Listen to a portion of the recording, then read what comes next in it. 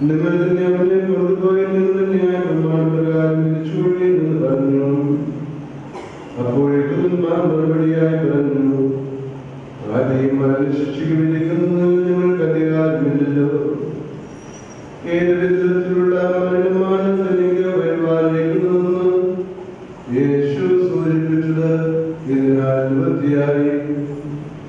പീലാത്തോസ് ആസ്ഥാനത്തിൽ പ്രവേശിച്ച് യേശുവിനെ വിളിച്ച് അവനോട്, നീ യഹൂദന്മാരുടെ രാജാവാണോ എന്ന് ചോദിച്ചു.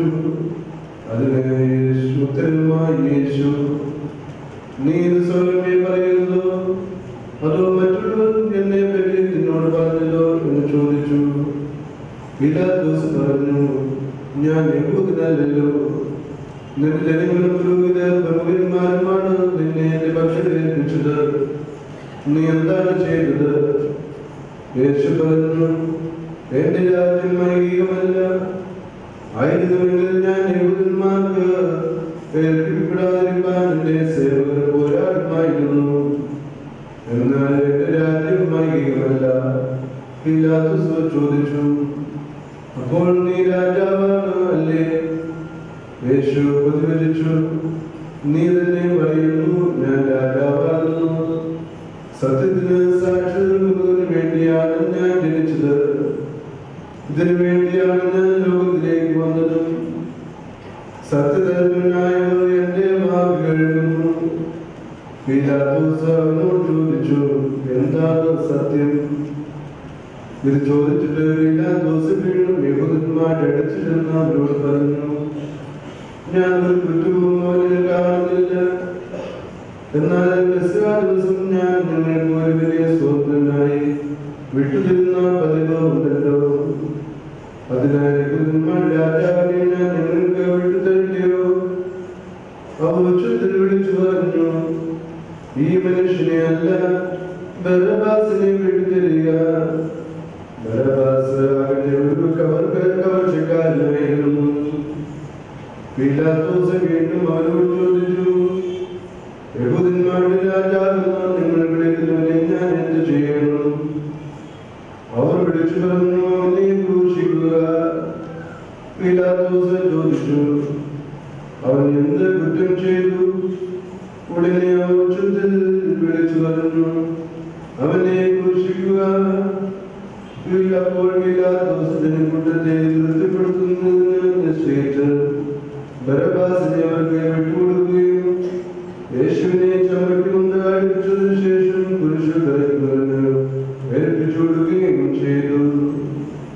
പ്രധാനാചാര്യന്മാരും പ്രമാണികളും അവനെതിരെ കുറ്റം ചുമത്തിയപ്പോൾ യേശു യാതൊരു മറുപടിയും പറഞ്ഞില്ല. അപ്പോൾ പീലാത്തോസ് അവനോട് ചോദിച്ചു, ഇവർ നിനക്ക് വിരോധമായിട്ടെല്ലാം സാക്ഷികളാണ് നൽകുന്നതെന്ന് നീ കേൾക്കുന്നില്ലയോ? അവനതിന് ഒരു വാക്ക് പോലും മറുപടി പറഞ്ഞില്ല. തന്റെ നിമിത്തം പീലാത്തോസ് അത്യന്തം ആശ്ചര്യപ്പെട്ടു. പീലാത്തോസ് പ്രധാനാചാര്യന്മാരോടും ജനക്കൂട്ടത്തോടും, ഈ മനുഷ്യന് ഞാൻ ഒരു കുറ്റവും കാണുന്നില്ല എന്ന് പറഞ്ഞു. അവർ അട്ടഹസിച്ച് പറഞ്ഞു, ഇവൻ ഗലീല മുതൽ ഇവിടം വരെ യഹൂദയിൽ നിന്നും പഠിപ്പിച്ചുകൊണ്ട് ജനങ്ങളെ ഇളക്കി വിടുന്നു. പീലാത്തോസ് ഗലീല എന്ന നാമം കേട്ടപ്പോൾ ഇവൻ ഗലീലക്കാരനാണോ എന്ന് ചോദിച്ചു. ഹേറോദേസിന്റെ അധികാരത്തിൽ ഉൾപ്പെട്ടവനാണെന്ന് പറഞ്ഞപ്പോൾ പീലാത്തോസ് യേശുവിനെ ഹേറോദേസിന്റെ അടുക്കലേക്ക് അയച്ചു. ഹേറോദേസ് ആ സമയത്ത് യെരൂശലേമിലുണ്ടായിരുന്നു. ഹെരോദേസ് യേശുവിനെ കണ്ടപ്പോൾ വളരെ സന്തോഷിച്ചു. എന്നാൽ യേശുവിനെ കുറിച്ച് പല കാര്യങ്ങളും അയാൾ കേൾക്കുകയും വലിയ അത്ഭുതങ്ങളും അവരിൽ നിന്ന് കാണാമെന്ന് ആഗ്രഹിക്കുകയും ചെയ്തിരുന്നു. അയാൾ യേശുവിനോട് പലതും ചോദിച്ചു. അവൻ ഉത്തരവൊന്നും പറഞ്ഞില്ല. എന്നാൽ പ്രധാനാചാര്യന്മാരും മേൽപണ്ഡിതന്മാരും അവന് ഉഗ്രമായി കുറ്റം ചുമത്തിക്കൊണ്ടുവന്നിരുന്നു.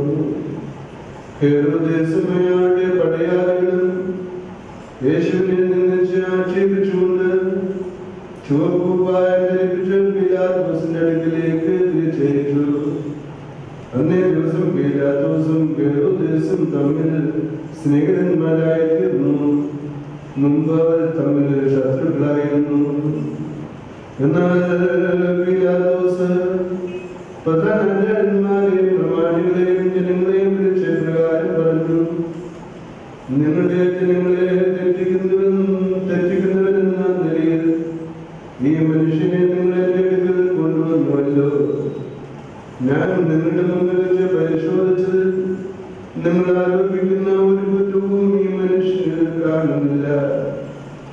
ഹേരോദേസിന്റെ അടുക്കലേക്ക് അവനെ അയച്ചിട്ട് ഹേരോദേസും കുറ്റമൊന്നും കണ്ടില്ല. ഇതാ ഭയാനകമായ യാതൊന്നും ഇവൻ പ്രവർത്തിച്ചിട്ടില്ല. അതുകൊണ്ട് ഇവനെ ചമ്മട്ടികൊണ്ട് അടിപ്പിച്ച് വിട്ടയക്കും.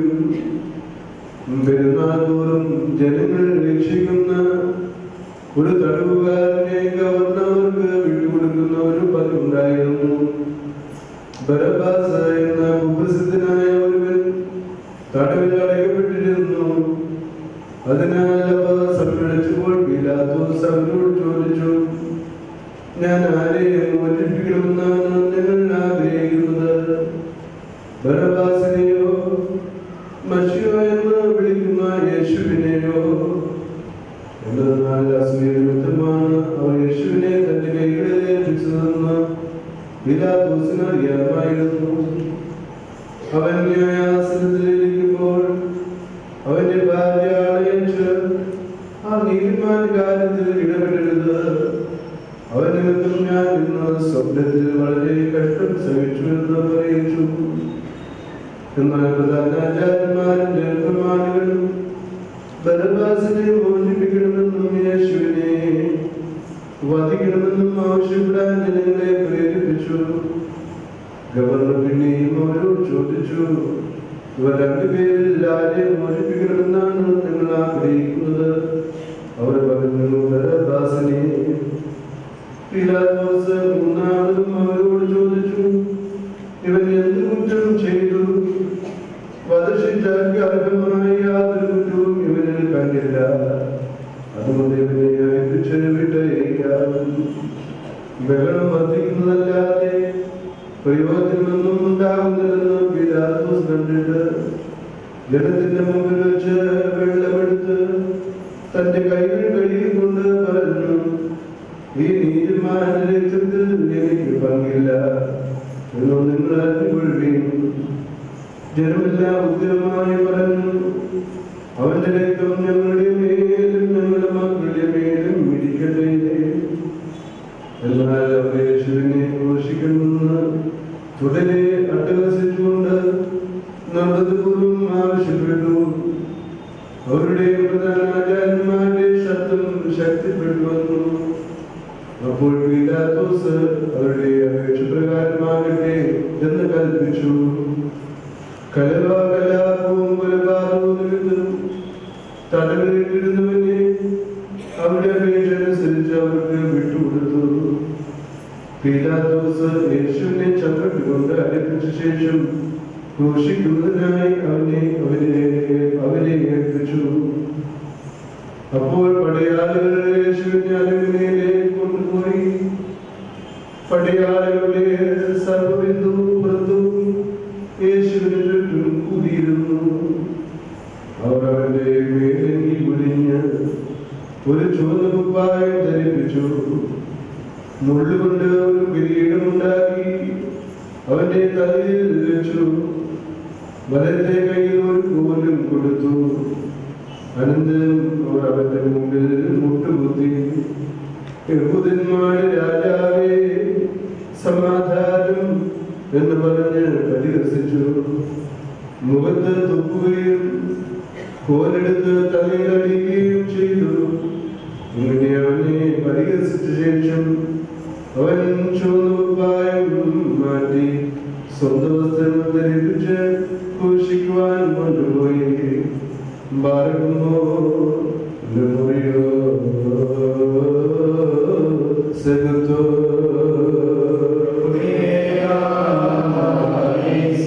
ആറാം മണിയുടെ ഉച്ചയുടെയും 9-ാം മണിയുടെ നമസ്കാരം നടത്തിയിട്ട് വീണ്ടും നാം ശ്രീബ ആരാധനയുടെ ക്രമം തുടരുകയാണ്. കർത്താവിൽ അനുഗ്രഹിക്കപ്പെട്ടവരെ, നാം ഈ പ്രദക്ഷിണത്തിന് താഴെ പള്ളിക്ക് താഴെ പോകുന്നില്ല. നാം പ്രദക്ഷിണം നടത്തുന്നത് പള്ളിയുടെ തെക്കേ വാതിൽ വഴി ഇറങ്ങി ക്ലോക്ക് വൈസ് ആയിട്ട് ആ പ്രദക്ഷിണം നടത്തുന്നു. അവിടെ കുഞ്ഞുങ്ങള്, കുട്ടികള്, അവര് ആൺകുട്ടികള് മുൻവശത്തും അതിന്റെ പിറകിലായിട്ട് ശുശ്രൂഷക്കാരും അതുപോലെ അച്ഛനും അതിന്റെ പിറകിലായ പെൺകുട്ടികളും മാത്രം പ്രദർശനത്തിന് പോകുന്നു. ബാക്കിയുള്ളവരെല്ലാവരും പള്ളിയിൽ ധ്യാനാത്മകമായിട്ട് നിന്നുകൊണ്ട് ഒരു പാട്ട് പാടും. ആ കൂട്ടത്തിൽ നിങ്ങൾക്കും പാട്ട് പാടിക്കൊണ്ട് ധ്യാനാത്മകമായിട്ട് നിൽക്കാവുന്നതാണ് എന്ന കാര്യം സ്നേഹത്തോടെ ഓർമ്മിപ്പിക്കുന്നു. ഇപ്പോൾ പ്രദർശനം ആരംഭിക്കുകയാണ്. പ്രദർശനത്തിലുള്ള ആ പാട്ട് ഇപ്പോൾ ചൊല്ലുന്നതുമായിരിക്കും.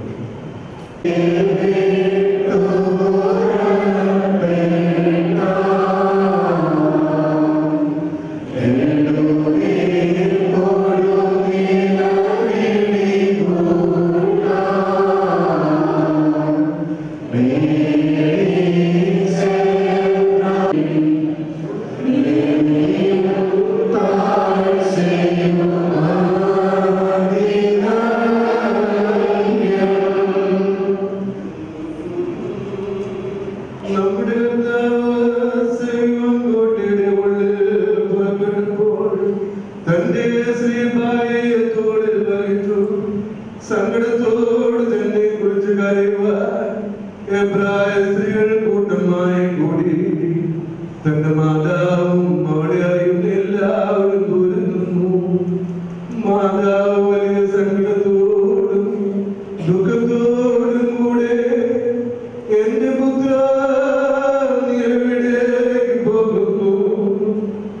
എന്റെ വാത്സല്യവാനേ നീ എവിടേക്ക് പോകുന്നു? നിന്നിവിടെ വന്ന് എവിടേക്ക് കൂട്ടിക്കൊണ്ട് പോകുന്നു എന്ന് പ്രാവിനെ പോലെ കുറുകി കരയുവാൻ തുടങ്ങി. അയ്യോ, നിഷേധിത ജനത്തിന്റെ കയ്യിൽ നീ നിന്നെ എന്തിന് ഏൽപ്പിച്ചു കൊടുത്തു? എന്റെ പുത്ര എനിക്ക് കഷ്ടം, എന്റെ വാത്സല്യവാനേ എനിക്ക് കഷ്ടം. ഇന്ന് നിനക്ക് എന്ത് സംഭവിച്ചു? ഞങ്ങൾക്ക് വേണ്ടി ഉണ്ടായിരുന്ന കഷ്ടാനുഭവം ഞങ്ങളെ പ്രതിയുള്ള നിന്റെ താഴ്മയും വാഴ്ത്തപ്പെട്ടതാകുന്നു.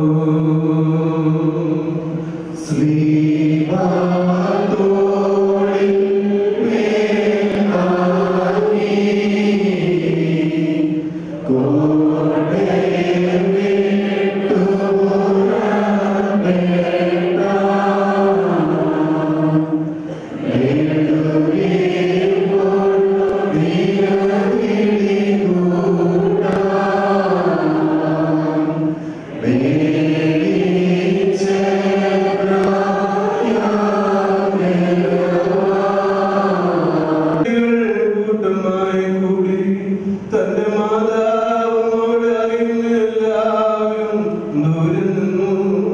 മാതാവ് വലിയ സങ്കടത്തോടും ദുഃഖത്തോടും കൂടെ എന്റെ പുത്ര നീ എവിടേക്ക് പോകുന്നു?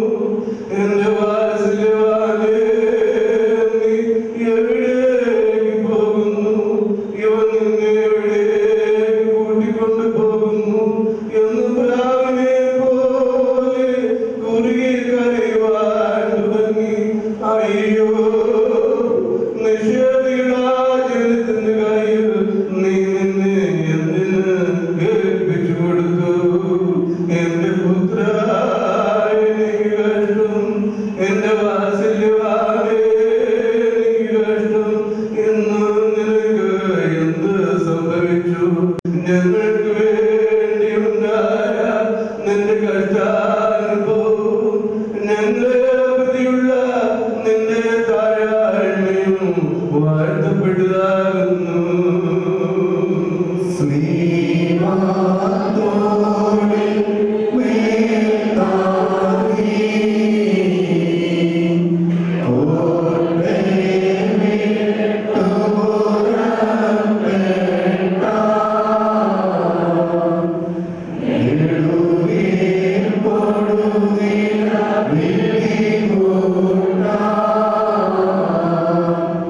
Amen.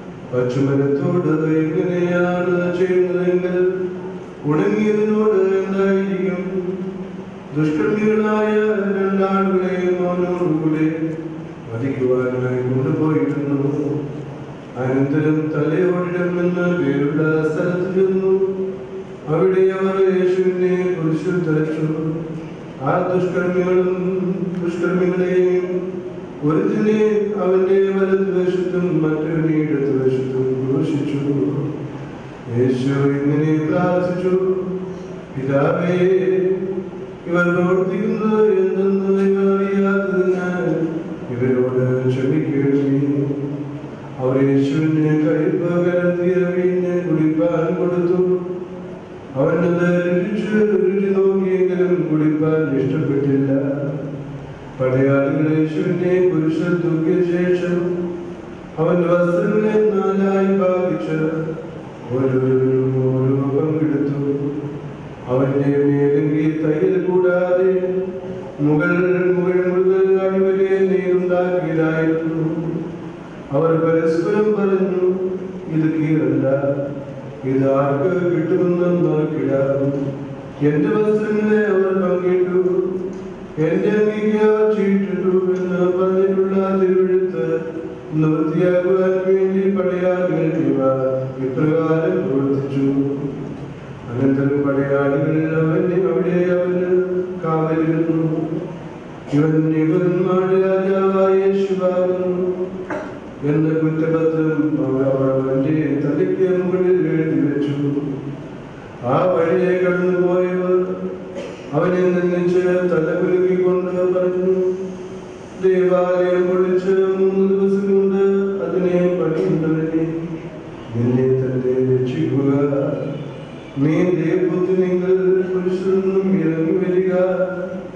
അങ്ങനെ തന്നെ പ്രധാനമാരും പണ്ഡിതന്മാരോടും ജനപ്രമാണികളോടും ചേർന്ന് അവനെ പരിഹസിച്ച് ഇപ്രകാരം പറഞ്ഞു: മറ്റുള്ളവരെ ഇവൻ രക്ഷിച്ചു, തന്നെ രക്ഷിപ്പാൻ ഇവന് കഴിയുന്നില്ല.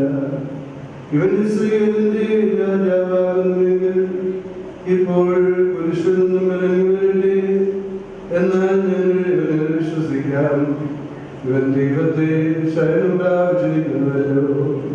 ഇപ്പോൾ ദൈവത്തിന് ഇഷ്ടമുണ്ടെങ്കിൽ അവനെ രക്ഷിക്കട്ടെ. എന്തെന്നാൽ ഞാൻ ദൈവത്തിനാകുന്നെന്ന് ഇവൻ പറയുന്നുവല്ലോ. പടയാളികൾ അവന്റെ അടുക്കൽ ചെന്ന് ചുരുക്ക കൊടുത്തുകൊണ്ട് അവനെ പരിഹസിച്ച് പറഞ്ഞു: നീ യഹൂദന്മാരുടെ രാജാവാകുന്നെങ്കിൽ നിന്നെ തന്നെ രക്ഷിക്കുക.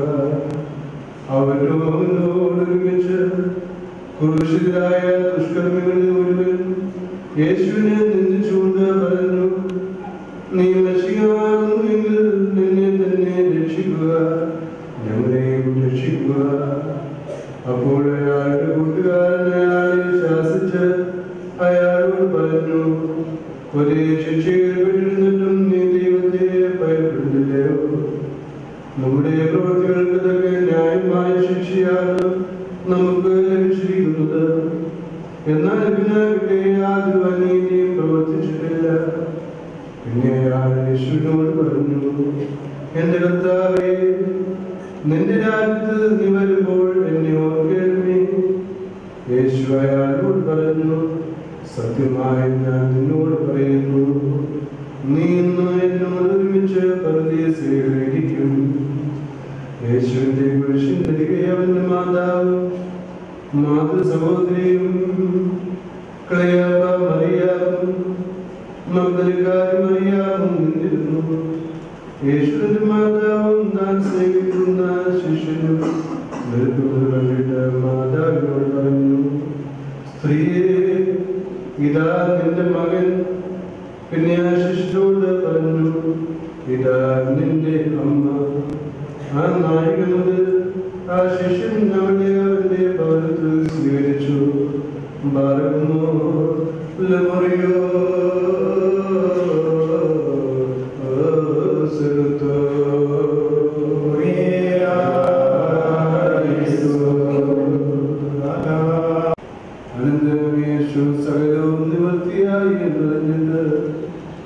തിരുവെഴുത്ത് നിവർത്തിക്കപ്പെടുവാൻ വേണ്ടി എനിക്ക് ദാഹിക്കുന്നു എന്ന് പറഞ്ഞു. അവിടെ ചൊറുക്കാൻ വെച്ച ഒരു പാത്രം വെച്ചിരുന്നു. അവർ ചൊറുകയിൽ മുക്കിയ സ്പോഞ്ചി സോപ്പ് തന്നിന്മേൽ വെച്ച് അവന്റെ വായോടടിപ്പിച്ചു. എന്നാൽ മറ്റുള്ളവർ പറഞ്ഞു, വരട്ടെ, ഏലിയായെ രക്ഷിക്കുവാൻ വരുമോ എന്ന് കാണട്ടെ. അനന്തരം യേശു ചുരുക്ക സ്വീകരിച്ച ശേഷം പറഞ്ഞു, ഇതാ സർവവും നിവൃത്തിയായിരിക്കുന്നു. അനന്തരം യേശു ഉച്ചസ്വരത്തിൽ പറഞ്ഞു, എന്റെ പിതാവേ, ഞാൻ എന്റെ ആത്മാവിനെ നിന്റെ കൈകളിൽ ഏൽപ്പിക്കുന്നു എന്ന് പറഞ്ഞ് തലചായ്ച്ച് ആത്മാവിനെ സമർപ്പിച്ചു. ഉടനെ ദൈവാലയത്തിലെ തിരശ്ശീല തൊട്ടാടിയവരെ രണ്ടായി കീറി, ഭൂമി കുലുങ്ങി, പാറകൾ പിളർന്നു, ശവകതകൾ തുറക്കപ്പെട്ടു. മരിച്ചുപോയിരുന്ന വിശുദ്ധന്മാരുടെ ശരീരങ്ങൾ ഉദ്ധാരം ചെയ്തു. അവർ അവന്റെ പുനരുദ്ധാനത്തിന് ശേഷം ശവകുടീരങ്ങളിൽ നിന്നും പുറത്തു വന്നു വിശുദ്ധ പട്ടണത്തിൽ പ്രവേശിച്ച് അനേകർക്ക് പ്രത്യക്ഷപ്പെട്ടു. യേശുവിനെ കാത്തുകൊണ്ടിരുന്ന ശതാധിപനും കൂടെയുള്ളവരും ഭൂമി കുലുക്കവും ഉണ്ടായ മറ്റ് സംഗതികളും കണ്ടിട്ട് ഏറ്റവും ഭയപ്പെട്ട് പറഞ്ഞു, ഇവൻ സത്യമായിട്ടും ദൈവപുത്രനായിരുന്നു. യേശുവിനെ പരിചയിച്ചുകൊണ്ട് ഗലീലയിൽ നിന്നും തന്നെ അനുഭവിച്ചിരുന്ന പല സ്ത്രീകളും മകളിൽ നിന്ന് ഈ കാര്യങ്ങൾ കാണുന്നുണ്ടായിരുന്നു. ആ കൂട്ടത്തിൽ മഗ്ദലക്കാരി മറിയ, യാക്കോബിന്റെയും യോസേഫിന്റെയും മാതാവായ മറിയ, സബദിപുത്രന്മാരുടെ മാതാവും ഉണ്ടായിരുന്നു. ബാലകുമോ മുറിയോ സെലത്തോ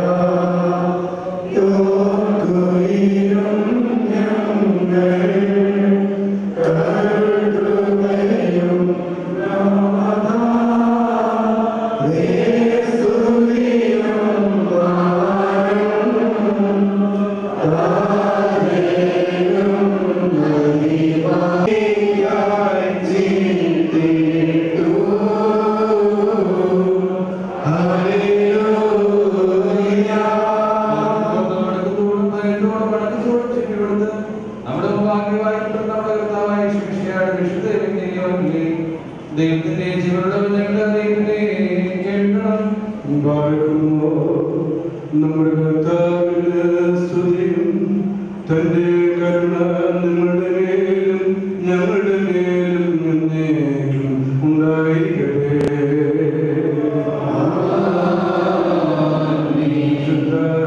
മത്തായി ശ്ലീഹ എഴുതിയ സുവിശേഷത്തിൽ നിന്നും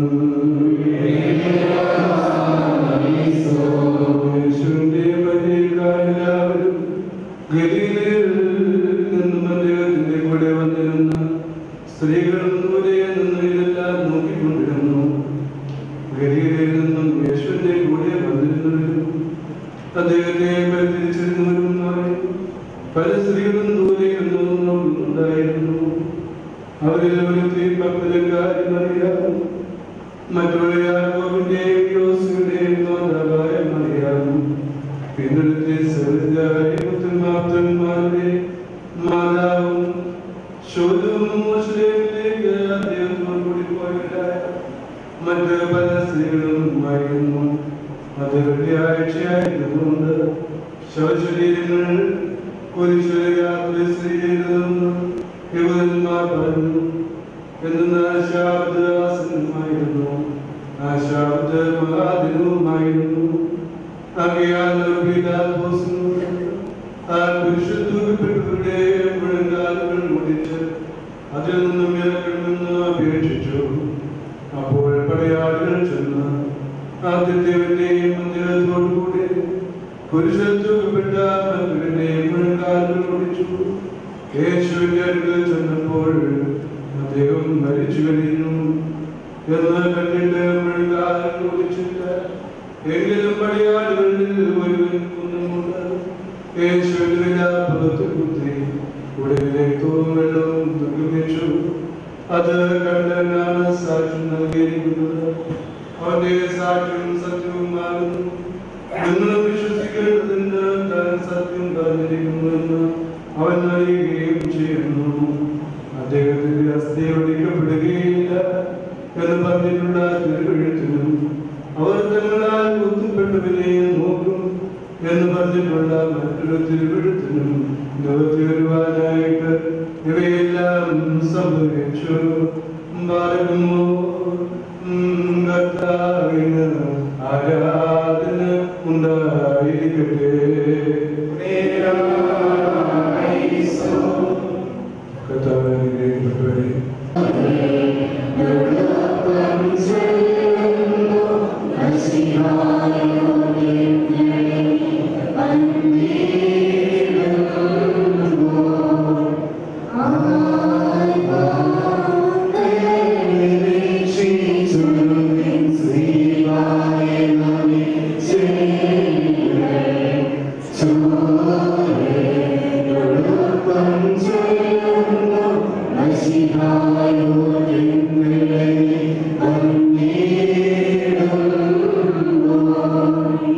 ഞങ്ങളുടെ ആത്മതനായ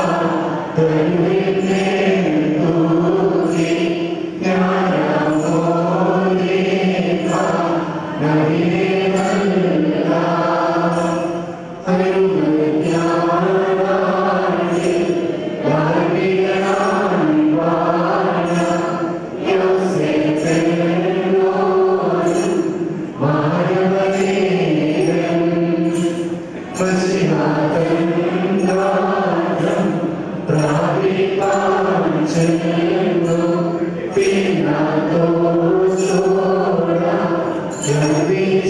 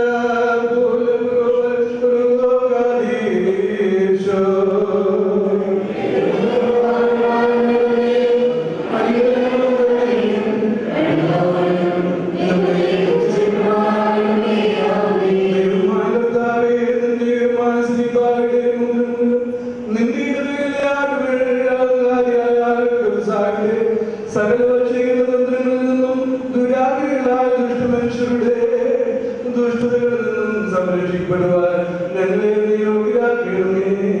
ഞങ്ങളെ പ്രതിയാക്കപ്പെടില്ലാത്ത ഇടയിലാശയാതങ്ങളെ നിനക്ക് ഞങ്ങൾ സ്തുതി കരേറ്റുന്നു.